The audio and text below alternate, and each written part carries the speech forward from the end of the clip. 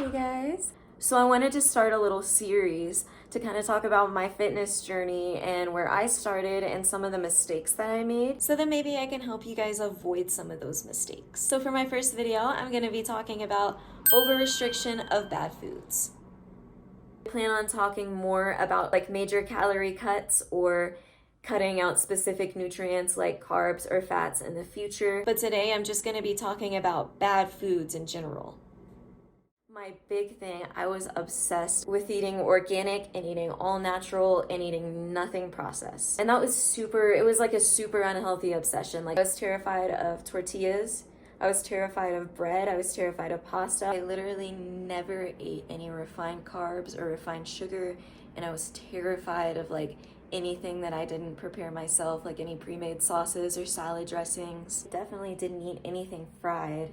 When I ate potatoes, I would only eat sweet potatoes. I wouldn't even eat vegan cheese, any brand of vegan cheese, because I was terrified that something in it was gonna make me bloated or my body just wasn't gonna react well to it.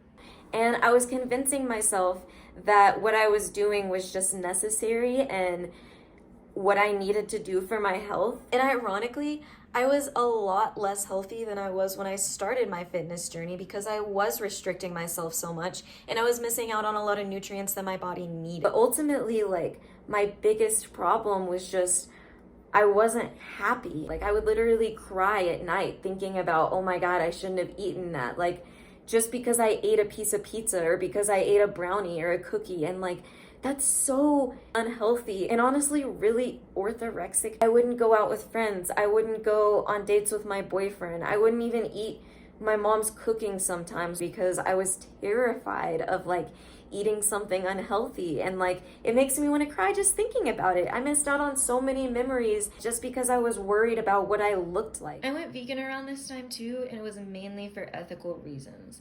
But while I had good intentions behind going vegan, I struggled so much more because I was already restricting myself so much, and then I just added dairy and eggs and all these other animal products to the list.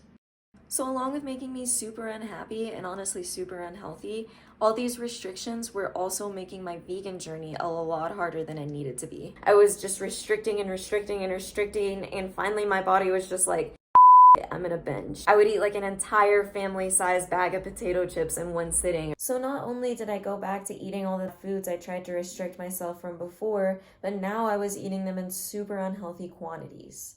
I was obviously miserable again because I wasn't eating healthy. I didn't feel good. I felt weak and lethargic all the time. And I wasn't even losing weight anymore because I was at that point eating mostly processed refined foods because my body just wanted to binge and binge and binge. I went through a few cycles where I would be like super obsessed with my health and no, I'm not eating anything unhealthy, and then like binge super hard. And after a while, I realized that that just wasn't working for me. I started intuitive eating. It saved my life. Like, probably literally saved my life. I am telling you guys, limiting myself and telling myself that I could never eat those things only made me want them more and more and more, to the point where I'm gonna eat 5 servings instead of 1. While I do advocate for eating mostly whole foods and mostly healthy, balanced meals, don't let that stop you from living your life. Don't get obsessed with it like I did. I know people eat for a lot of reasons other than hunger.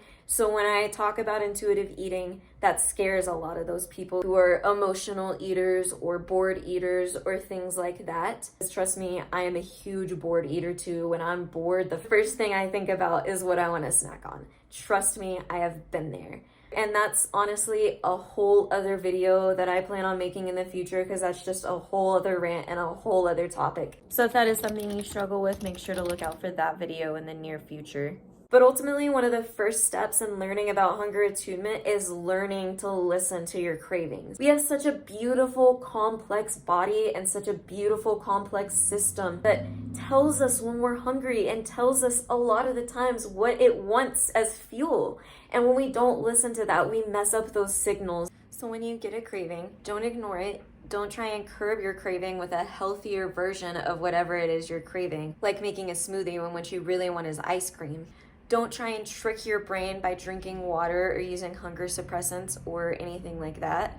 Just satisfy that craving, with one single portion and move on. Because the more you restrict yourself from those foods that you really, really deep down, you really, really want, the more you're just gonna want them and want them and want them. And the longer you try to restrict yourself from foods that you know you're craving, the more likely you are to binge on those foods when you do finally eat them. So please know that eating healthy and eating balanced does not mean cutting out all your favorite foods.